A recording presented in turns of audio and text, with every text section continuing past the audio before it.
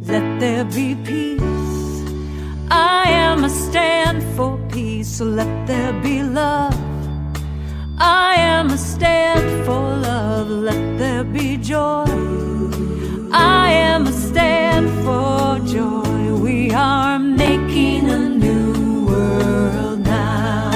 Let there be peace. I am a stand for peace. Let there be love. I am a stand for love. Let there be joy.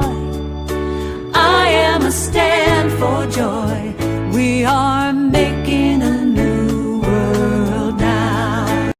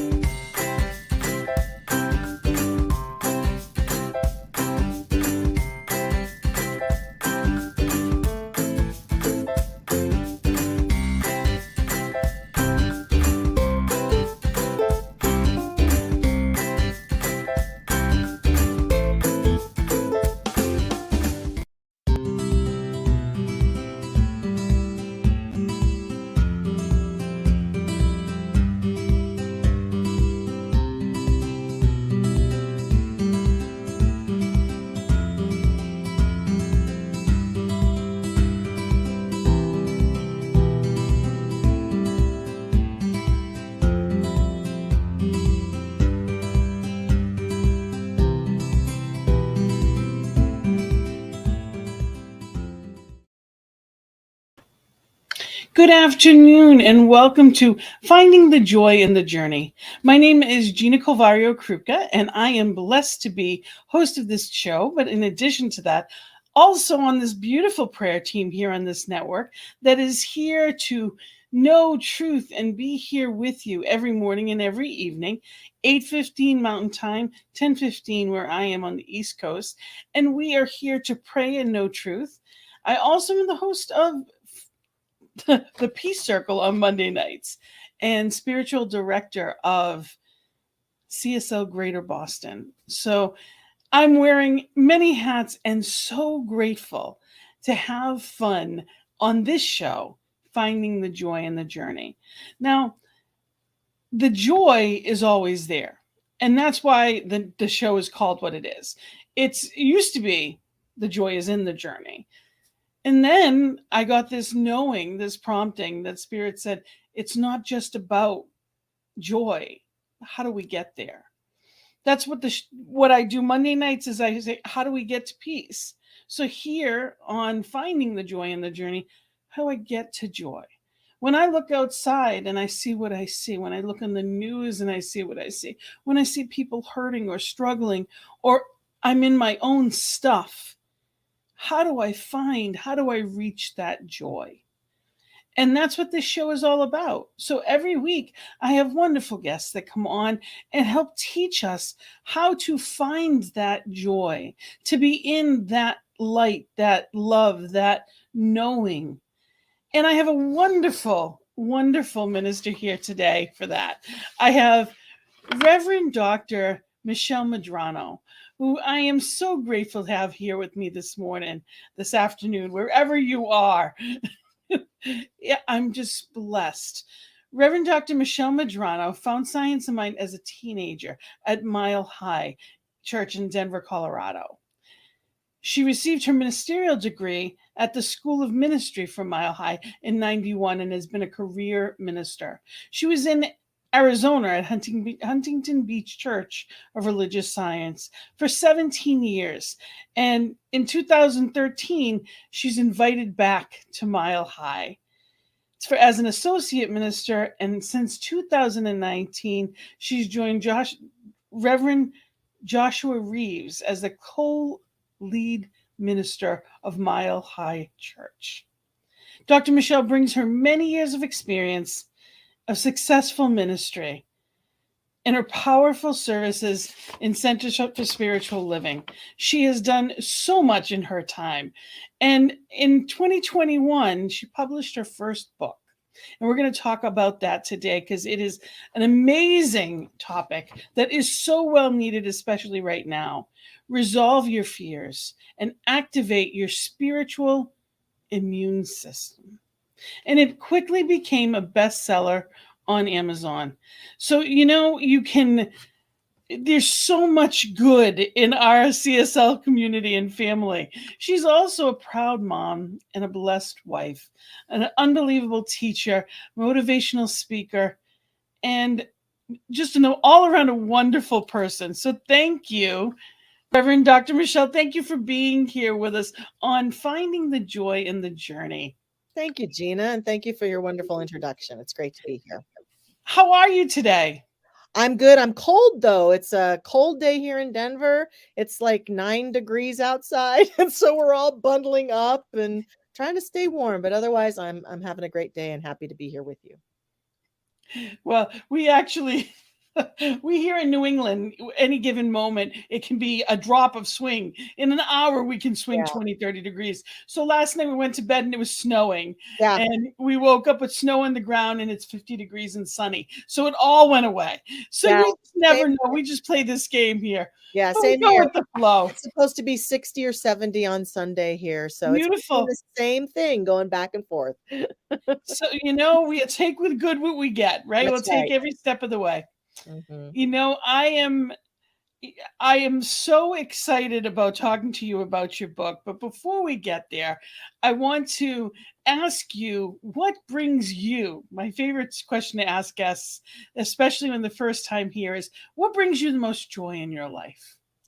Well, it was interesting you should ask that question because when I lived in Arizona, I had a wonderful community of friends, and I felt really held in the energy of girlfriends and groups of friends. And since I've moved back to Denver, it's not that I don't have good friends here, because I most certainly do. I have great friends here. It's just that I and my friends have gotten so busy, and I was focused on raising a son and being in a new relationship. And so I have these opportunities to connect with friends, but they're not as profound as I would like. So one of my greatest joys is to just sit with my friends and talk about life. And so I started hosting a monthly potluck with my friends, that my husband and I just open our home and say, if you can come, come. If you can't, great. Everybody bring food, and we just have community time. And then recently, we went out after a service, my husband and I, and it just kind of happened naturally that some friends were at the church service. And so we all went out and we had time to talk and eat and drink. And when we left, I was just filled with so much joy. And I said to my husband, I'm so happy and joyful right now. I think for me, and that's probably one of the reasons I do what I do, being with people is a joy. My mother used to look at me and she'd say, being with groups of people is invigorating for you where it's depleting for other people. And I think that's true. I am a people person, and just talking with people, getting to know people, that's my greatest joy, I would say. Absolutely. And that connection. Yes. When your heart touches another's heart, and you're just in that space of completely open. And I think we appreciate it in a new way post-COVID. Yes, that was part of it, because this was the first time since we've all gone to our rooms, as Matt Kahn said. Matt Kahn said that he thought COVID was the universe's indication to all of us saying, go to your room. So as we've come out of our room now and we're getting back together, I think you're right. That was probably a huge part of the joy, that it's been so long since I was just able to do a spontaneous, hey, let's all go out and get something to eat and sit and connect and look each other in the face and laugh and share and all that good stuff. It was just really phenomenal. And even the monthly potluck, what a gift. Yeah. It's one of those things that it's now time to make time. Yes. So often in life, things get like, time just speeds up. It seems like it's just accelerated. I can remember being a kid and adults telling me that, wait, it gets faster as you go. I know. And it truly does. It does, yes. And, we also have a lot more vying for our attention. So there's so many directions for it to go in. Sometimes it's about making the priority. Too often, I've been a life coach for my life, but a licensed one for over a decade and working with clients. There's pockets of life that go well, and then there's some that are just ignored. And it's so important that if my priority is my family, then I need to show that and live that way. Right. So I have to, I choose to. There's no have to's, but I choose to.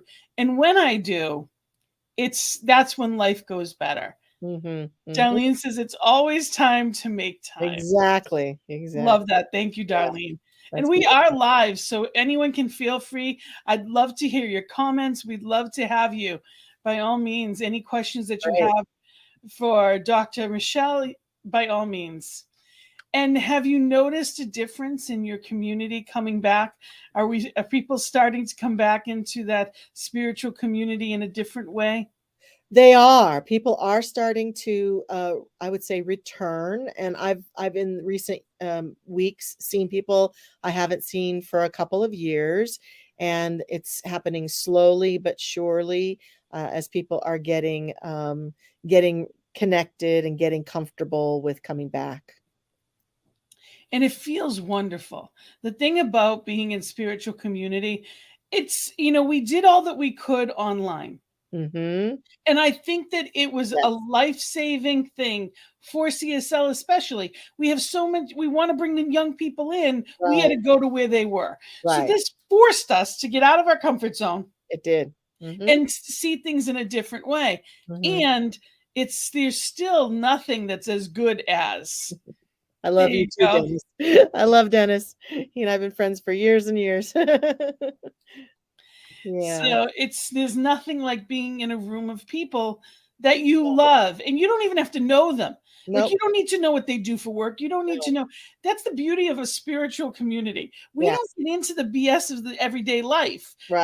We see your soul. We look in your eyes, and I see your light, and you see my light, and amazing things happen. Yes, I often say to the communities that I've been blessed to serve that you think that you go to a community for the music or the prayer work or the message, or maybe even the few friends you're connected with. And all of that's true, but there's also something else afoot, and it's the vibrational energy of love and transformation and like-hearted and like-minded beings coming together to energize each other. And so whether you go to your community and the message doesn't really resonate for you that Sunday, it doesn't matter. The fact is that you walked into that transformational energy. And I think you're right. What shifted is that people have had to find a way to do that from their homes during COVID when they couldn't actually come to the community. And it's a far inferior way of receiving it. But even when you tune in, I think you still receive the energy and the uplift of all the people who are gathered, whether you tune in live or you tune in later. There's something more afoot than just like everything in life. There's something more afoot than what is just in the physical space. So when people say, well, that minister doesn't really resonate with me, I say, come anyway. Go anyway, because you're not going just for that. That's the biggest trap of all, is thinking you're just going, or I don't like that guest artist. Well, so what? Go anyway. Show up and be in the space of that energy for your own healing journey. That's the gift.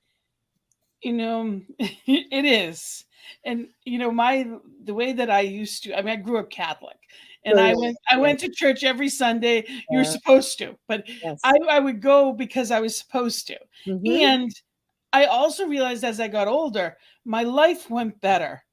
When I went to church. Didn't matter what church, didn't matter where I was, but my life went better. And I would go there on Sunday to say thank you. That was my attitude.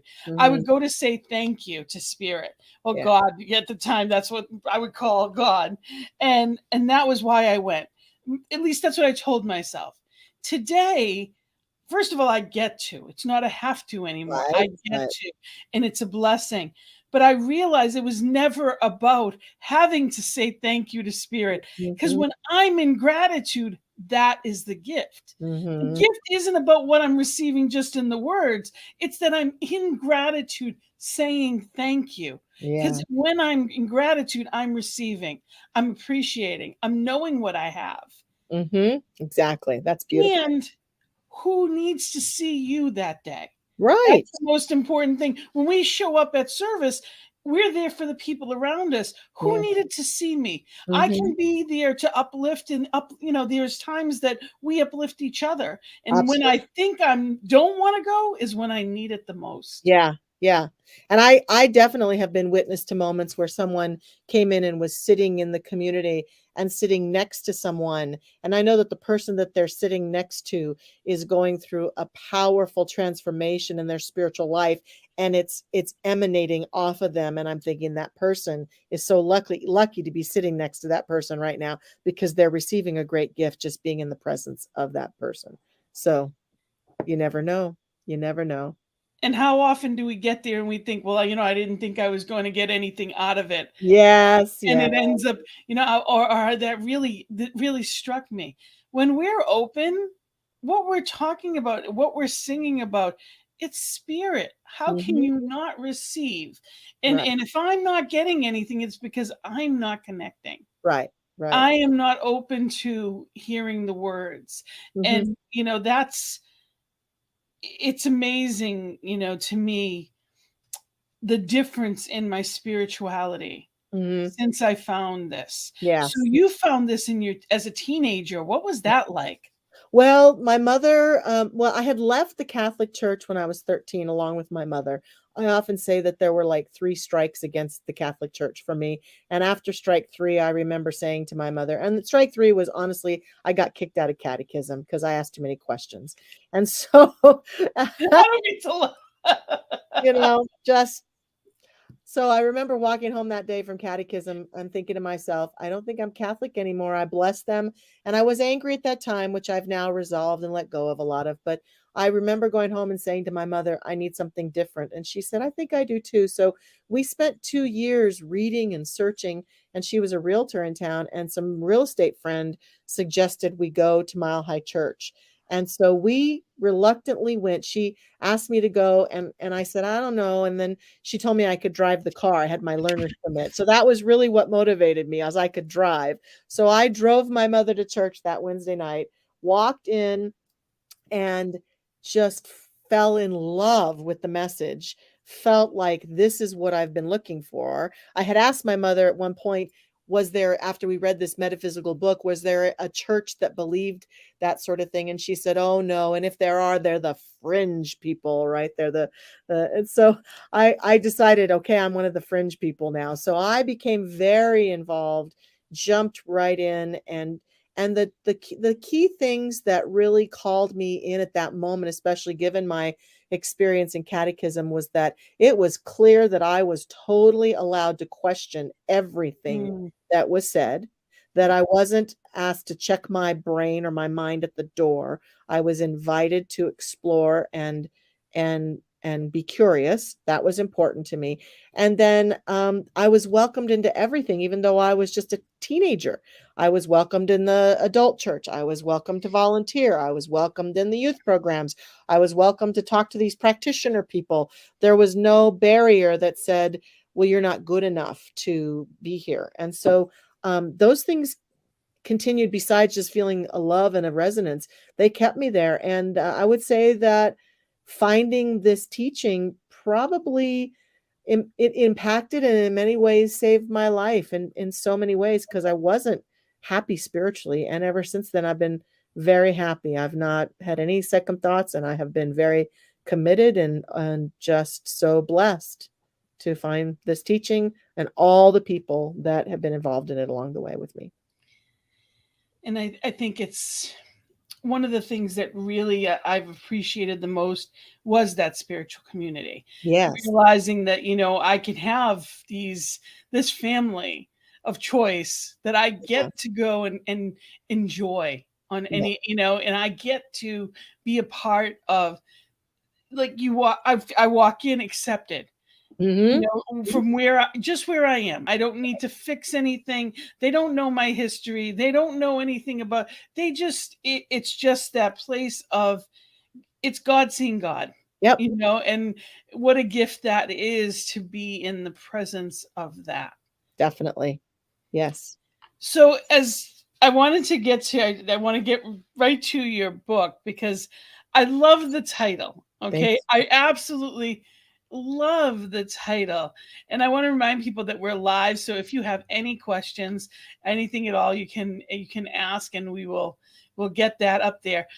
And what is it that got you? I'm going to put the title up there and everyone can just remember that this is available on Amazon. Resolve your fears and activate your spiritual immune system.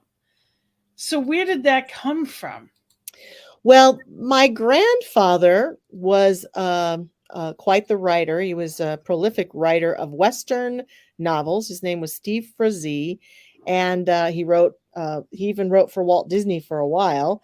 Really wonderful writer, very creative writer, and I always admired that about him. And so, for most of my life, I said, whenever someone would ask me my dreams or my goals, I want to write a book.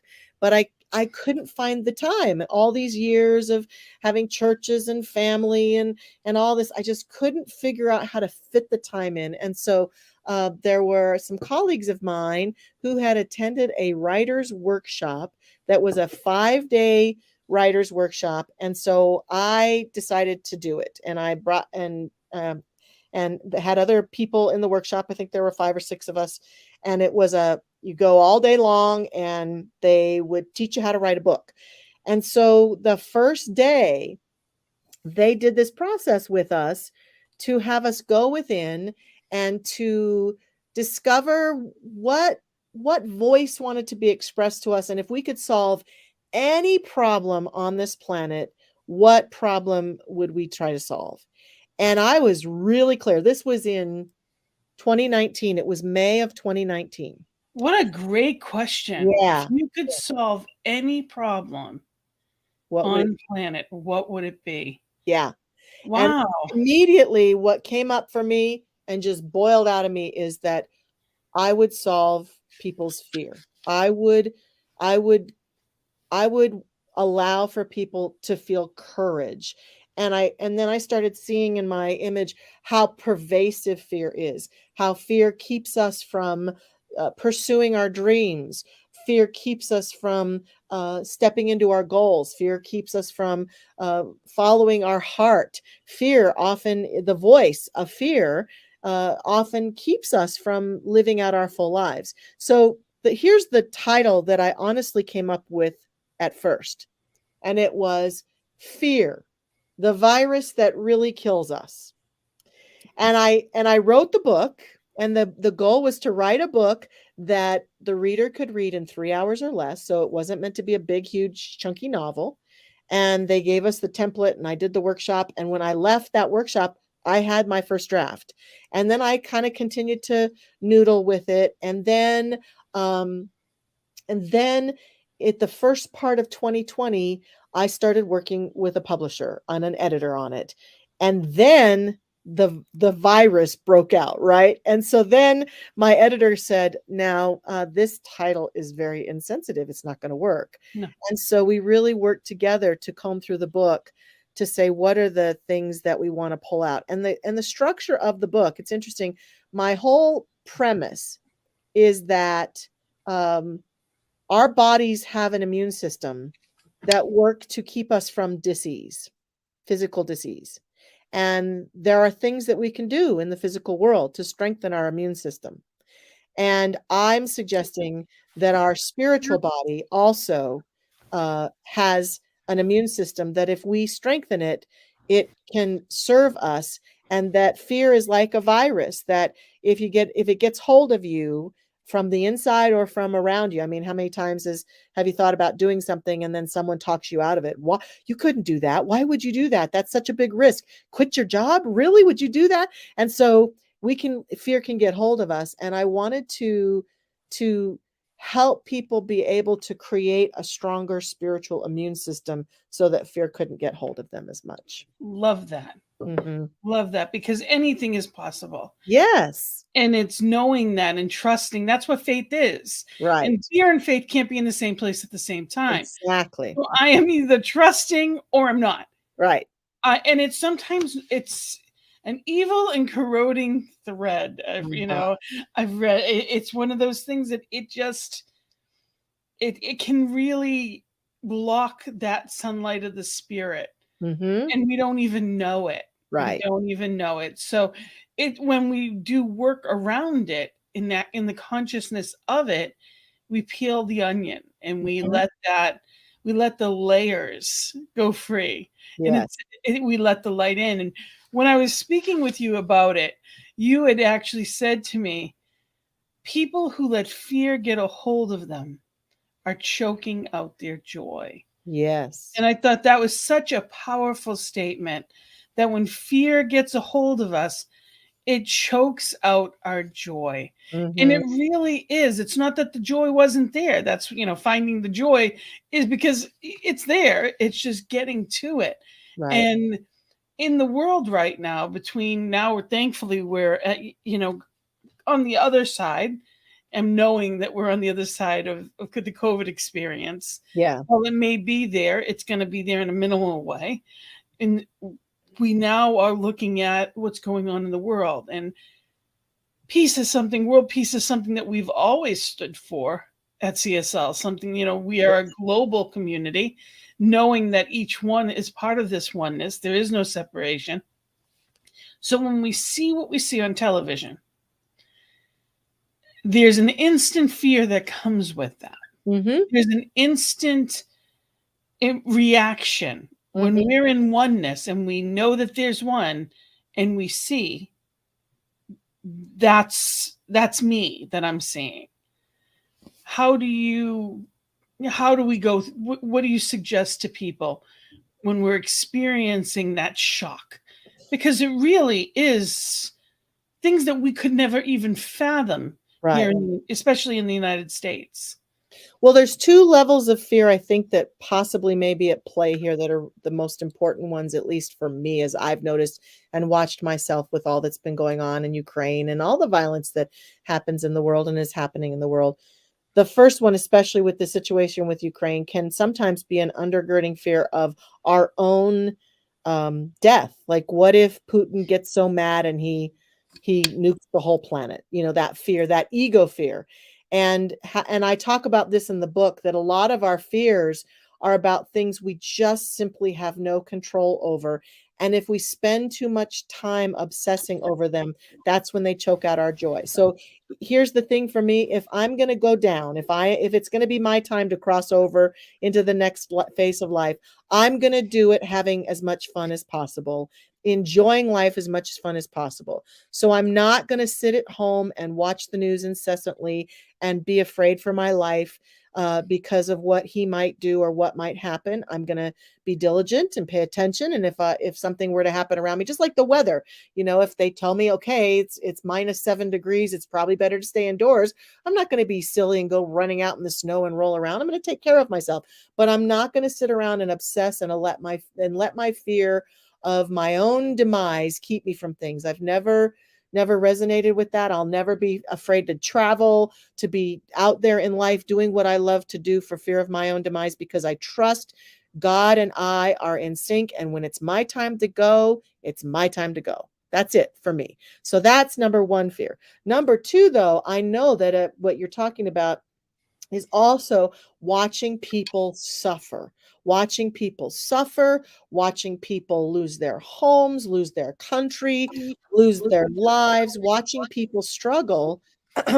That causes fear, because I might project how it feels to be in their shoes. And so I do resonate with that. And I believe that I am a better contributor to peace and to the well-being of the planet right now if I look at what's happening and I'm willing to see it, and I just continue to send peace and love and light, and I listen to my own guidance. Because there are, some people will say, you can't just send thoughts and wishes. I know that seems cavalier, But the truth is, from this place of oneness that you mentioned, where we're all connected, I do no good for anyone continuing to roll around in the mud of my own fear and upset. I don't want to deny it. I want to see it and say, gosh, that sounds so frustrating. And I want to have compassion and I want to send light. And our thoughts and prayers do make a difference. Our willingness to stand and see what's on TV and use what we see on TV as our prayer request to say, wow, I'm really disturbed by that. That's telling me that's where my prayers need to go. Right now, that's where my prayers need to go. All the while, then asking, is there anything in the world of form that is mine to do? We talk about treat and move our feet in this teaching, right? Is there any feet moving that is mine to do, to contribute financially, to make my home available for people who have been made homeless, to go out and make blankets or send food, or what is mine to do in the world? We certainly don't want to just ignore that, but it's also very much about the light that we are and the light that we contribute back to the situation. So I think that's important for us to consider. Yes, I agree with Wayne. Heartfelt prayers do make a huge difference in the world. We are the change we wish to see. Yes. It's not somebody else. No. And, we know everything is energy. They've proven everything is energy. Right. And in that, we also know that it's up to us to control our own vibration to the best of our abilities. And it doesn't mean always. We are human and we have moments, right? And we wouldn't be normal if we didn't have a reaction when we'd see something like we are. And it's knowing truth, that spirit is in each one of those people that we're seeing. That spirit as each one isn't just walking beside, is within as each individual, knowing that there is a plan that is bigger than I am and way above my pay grade to understand. Yeah. And really, like you said, if there's something that's mine to do, know it. And being part of peace meditations. And I remember I had seen Greg Braden one time. I had seen him speak, and he was talking about, and he was showing graphs that they were checking the energy levels. Yes. And they actually could sense where the energy and vibration was. And after 9/11, it spiked. The fear spiked so high. It was as high as the chart went. Yes. If normally it was here, it was at the top of the chart. And, and that was a global, as people woke up, it kept going higher and higher, and it sustained. Yeah. And I also talked on Sunday about, here's a hard one. I think that if light workers and those of us who know about this truth bombarded even Putin and all of his armies and people with our light, that we could possibly make a difference. What I know I get tempted into is I get so angry with him, and I feel the projection of wanting to, be so angry with his egotistical righteousness and how dare he go in and do this kind of energy. And again, all human, absolutely normal, within the realm of what should be felt. And I need to take time to send love and light there too, and to understand that we won't change his behavior by continuing to send him our criticism and anger. That's separation. There is no against. No. There is no against. It's being in that and knowing that the wisdom, the light, feeding the light within is what's going to make that. Yeah. And Wayne says, we work collectively. Yes, we do. We're all made of stars. Yeah. And quantum entanglement proves living spirit ever present with loving intelligence. Absolutely. Yeah. So we can be that light. We can be that stardust, even in the midst of the seeming darkness. It's up to us to know the truth, and that's what we teach. And regardless of what we see, it's what we know and what we're vibrating at. And it's a challenge. I know when I first came into this teaching, which at this point is about 15 years ago, I never watched the news. I just Yeah. never watched because it Yeah. made me negative. Yeah, I know. So it was easier for me, and I didn't watch it. It was all negative. I didn't bother. And my first class, foundations, with Reverend Dr. Ian Taylor at Concordia, and he said, "Then you're not helping the world." Exactly. And I was offended. I'm like, I "Oh, know. How could he say that, right? and he's like, it's not about digging your head in the sand. It's No. helping to heal what you see. Right.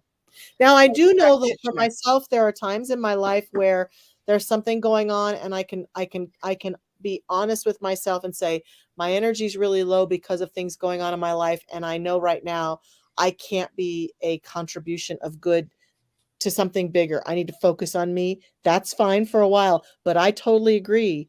And I say to myself, if we as the beings who know how this works, who know about the oneness and the transformative power of the presence of the divine, if we don't look at that which is disturbing in the world and look through it to the truth about it, how's the truth ever going to emerge? It can't.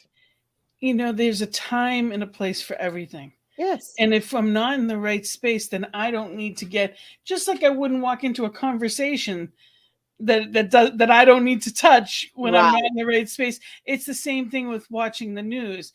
And it's also important not to get caught up in it.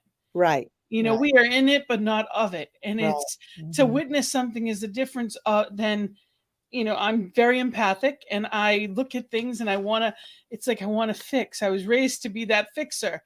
And this isn't mine to do. It's mine to keep myself fixed. Mhm. And Mhm. then I'm contributing, as you said, the good to the world. So it's knowing what's going on, but not being caught up in the distraction Mhm. of the story. Mhm. Of the world of It's fun. it's honoring and sending that love and light and holding that love and light and being that love and light. And knowing that, it's not about complaining because the gas prices went up. Mhm. And at the same time, knowing that there's millions of people that can't afford the gas prices to go up. Right, of course. Yeah. So it's going to food pantries. It's contributing where and when I can to what I can do. Mhm. Mm. Like you said, it's finding what is mine to do as a Mhm. citizen of the planet, Right, as a right. citizen of the country, as a citizen of my community. What Mhm. can I do? And far too often, people get overwhelmed Yeah, and we feel and they do helpless. nothing. Yes. Mhm. Yeah, and even if you don't know what to do, the best thing we can do right now is just send light and love. Send light and love. Absolutely. Mhm. It So was kind tell of me, funny because I see Wayne made a comment, "I am one with the force. The force is with me." That's a great affirmation from, one of the characters in, one of those Star Wars movies, and at first I read it, though, "I am one with the farce. The farce is with me." I was like, "What is he saying?" It's very, very good. Alright, sorry, I interrupted your thought train. no worries. So tell me a little more about the book. So what Yeah. is it that, because I know you do book studies and that you're available for that. And I just want to make sure people know, if you're just tuning in, we are live, and know that you can, any questions that you may have. We are here with Reverend Dr. Michelle Medrano, and we're talking about her book, Resolve Your Fears and Activate Your Spiritual Immune System. Mhm. And that you are, like I said, you are available to do book studies, and people can reach out to you. So if your community is looking for that next book, I Mhm. encourage you, they can reach you. And I'm going to say this again at the end. This is your email, resolveyourfears@gmail.com. And you also have a website, resolveyourfears.com. So Yes. just wanted to put that out there. So Thank tell you. us a little bit more about it. Well, there was an asynchronistic thing that occurred in this book writing workshop that I was in. We were to ideally create an intro and 5 chapters and maybe some supplemental material. And so I started to, in the midst of the workshop, explore what the immune system of the physical body is made of. And lo and behold, there are 5 main components to the immune system in the physical body. So I took those 5 main components, put them in my book, and went through them as the spiritual immune system, kind of used them as metaphor throughout the whole book. And so every chapter has different elements about it and different tips. And one of the biggest ones that I see that we have a question. Yes, I was good. That was Yeah. Do I have any some tangible daily tips? One of the biggest things that helped me, I talk in the book, I tell a story about when I first moved to California to serve at the Huntington Beach Church. The thing I'd never been with in my life was earthquakes. And I won't go into the whole long story, but I became deathly afraid of earthquakes. Like they say that when people are afraid, they either often will flee or freeze. And I was freezing with these earthquakes, emotionally and physically. And I was living all alone. I was still making friends. I had very few friends there. And it was just me and my kitty cat. And I was really, really freaked out by these earthquakes, to the point that I was afraid to drive on the freeway. What if there's an earthquake? And every restaurant I would go into, I would look for where's the exit in case there's an earthquake, and what should I do? And I was just really overwhelmed with fear. It was the first time in my life I was that overwhelmed with fear on an ongoing basis. And I called my mother, who was living in Maryland at the time, and we had a long conversation. And she was so wise. So she helped me and coached me. And so the first thing I did is that I got some knowledge. I did do some physical things. I put together a earthquake kit. I went and found out how my house works, so that if there was an earthquake and I needed to turn the water off or the gas off, that I was empowered. So I certainly think there are things sometimes when we have fear in our daily life, there are things that we can say, well, if I was prepared for that, would I feel more secure? So I certainly think that's a tip that we can consider. Sometimes we can't, but in that case I could. But the thing that really healed my fear is that I worked on and created an affirmation that is with me still, that I offered in the book and I will offer today. And it feels like it might be even very important for what we're going through today. And my affirmation was, I am always at the perfect place at the perfect time to ensure my total safety. Because I realized that I did not have a belief system that was big enough to think that I can control earthquakes. But what I realized is that I know that one of my gifts is I'm often in the right place at the right time for my greatest good. So can't I affirm that I'm always in the right place at the right time and I'm safe? So I started imagining that if I was in an earthquake, I'd be in a place where I was safe. If I was driving down the road and there was an earthquake, that I could pull off the side of the road and I had my earthquake kit in my car and I would be safe. I started realizing that it also translated to other things, that if I'm driving home from work and I suddenly get this urge to go a different way, I go a different way because I trust that I'm always in the right place at the right time and I am safe to ensure my safety. I started saying it anytime I felt that fear come up. I started saying it over and over and over again. And lo and behold, it took some time, but eventually there were more earthquakes and I became calmer and calmer and calmer in the midst of the earthquakes. And I think that we can interrupt that pattern. If we've got a place, where Darlene's talking about, where we constantly have fear come up, we can interrupt the pattern with a strong thought that allows us to say, wait a minute, I don't have to be afraid. I am a strong person. I'm a capable person. I know how to be safe. I know what to say. I know what to do, whatever it might be. But if we have fears, we can create an affirmation that is a pattern interrupt. And eventually, if we do it enough, we begin to actually change our experience. I love that pattern interrupt. Yeah. Absolutely.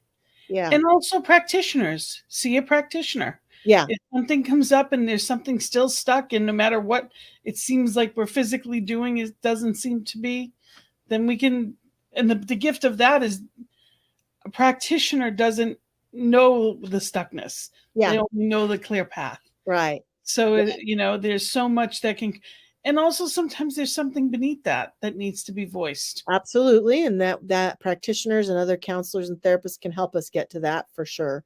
And I also think that sometimes we have to, as that great author said, and I talk about this in my book, feel the fear and do it anyway. To say, like the first day of school, I could say to my kiddo, hey, I know you're scared. I get it. Everybody feels scared their first day of school. You're not abnormal. You're normal. Just take a deep breath and just go with it anyway. Just be in it and allow yourself to trust the journey. And we all have moments where we have to feel the fear and do it anyway.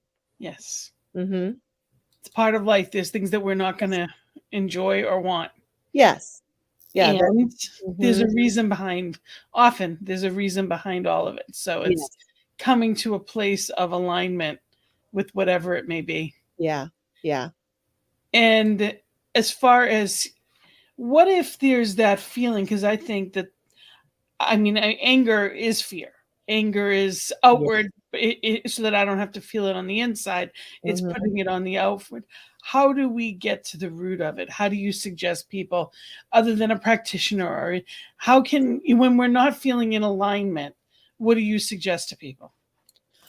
Well, I think I am a big fan of things like journaling or talking, going to somebody who I can trust to say, I just need to speak this fear out loud. I don't need you to fix me. I don't need you to do anything about it.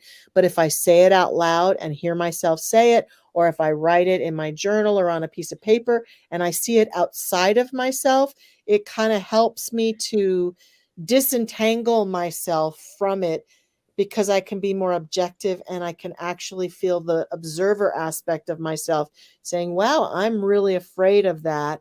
And then I also often work with, what if I wasn't afraid? How would I behave, or what would I do if I wasn't afraid of this thing?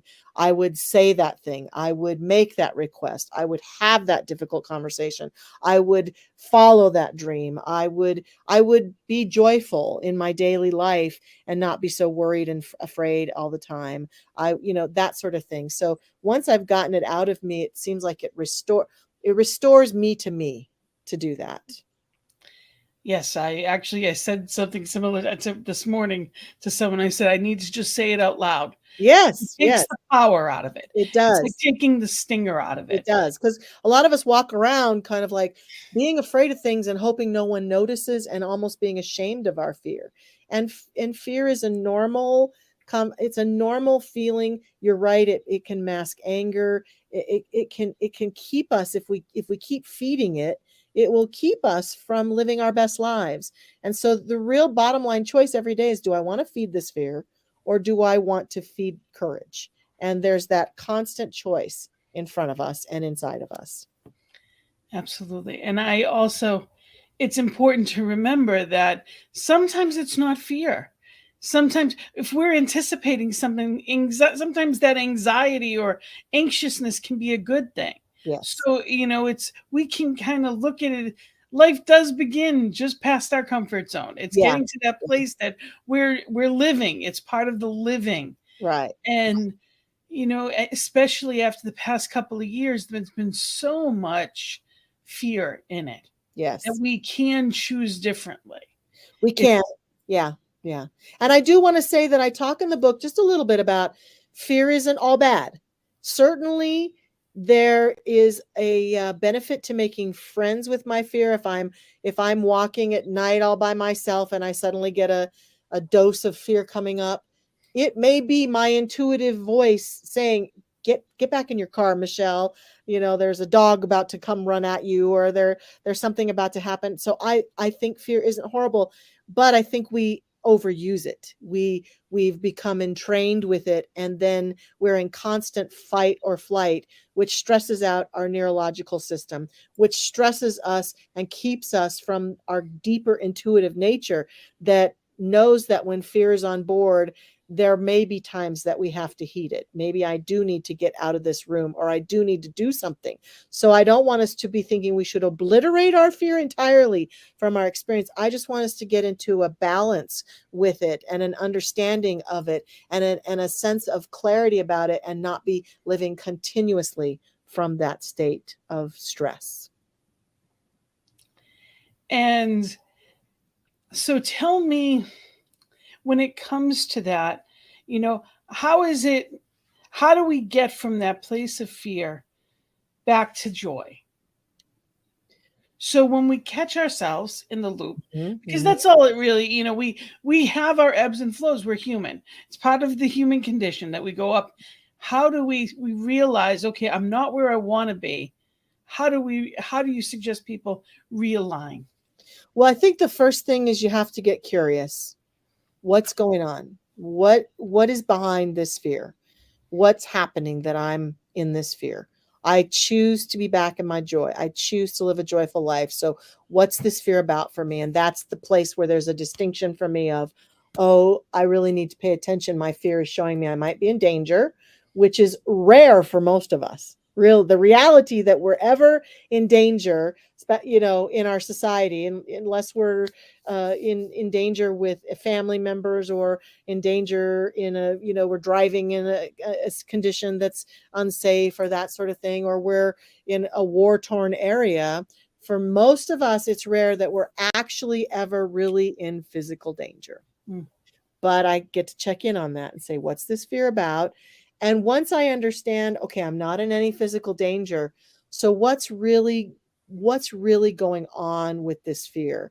And I think it's just that continual deeper inquiry that sometimes, like you pointed out, we can do on our own, and sometimes we can't. We need someone to help us.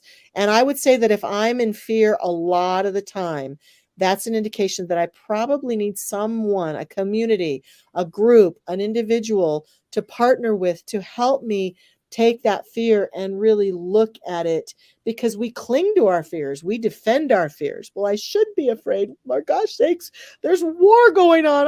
I need to hold on to my fear. But all the while, as we talked about earlier, the fear is choking out the joy.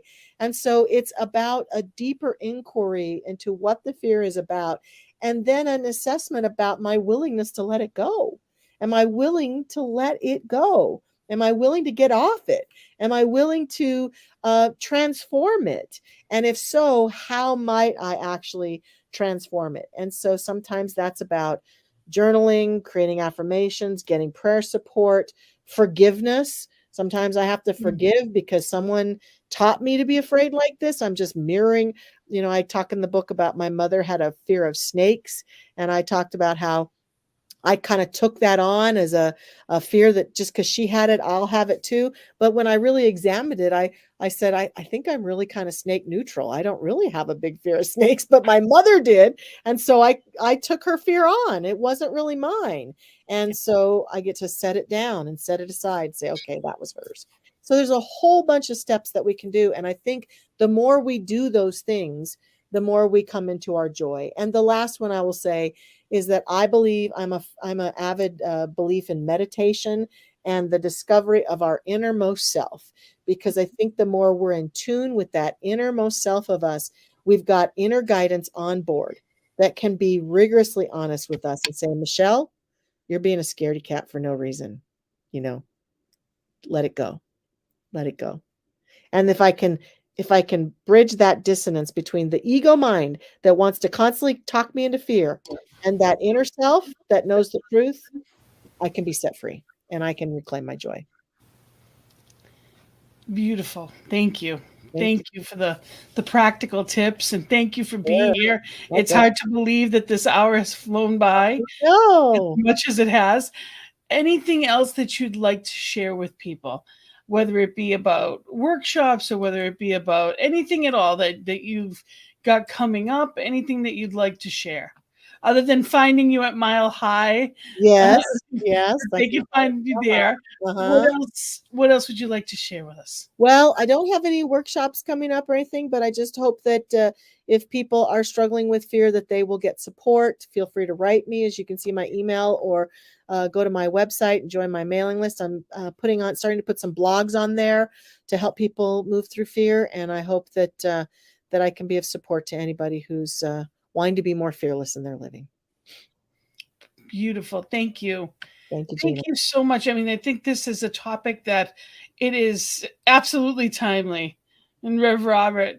Hi, Robert. Wonderful discussion. Yeah. It's so important. It's so important to be part of, the truth, the solution.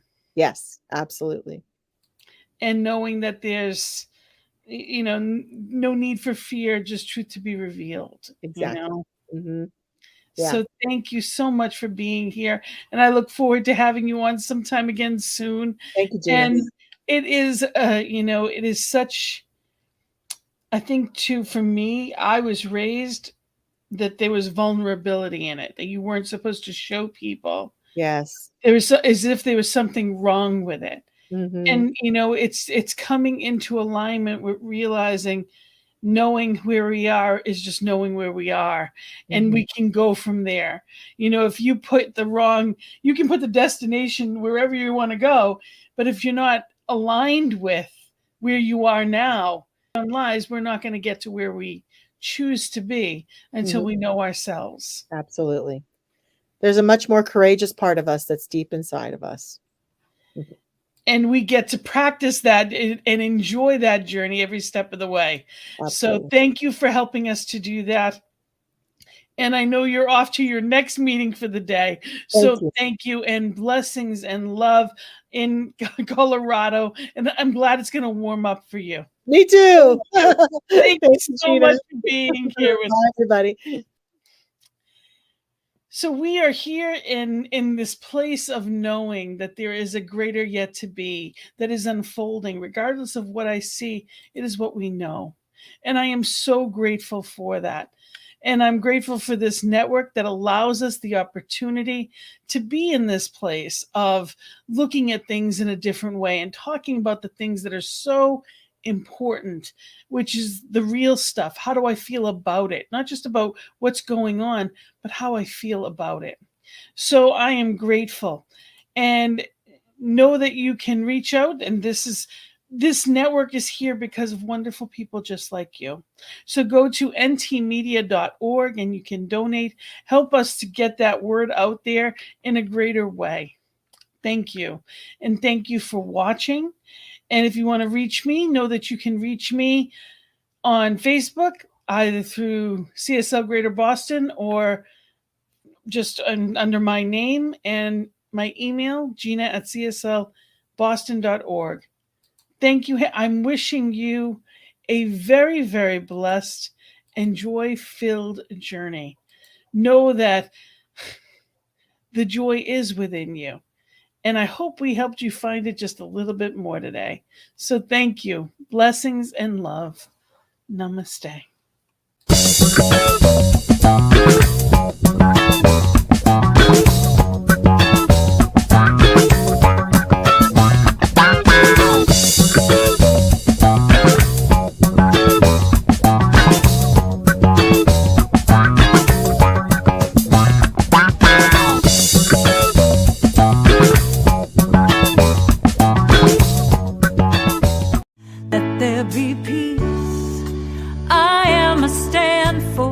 So let there be love. I am a stand for love. Let there be joy. I am a stand for joy. We are making a new world now. Let there be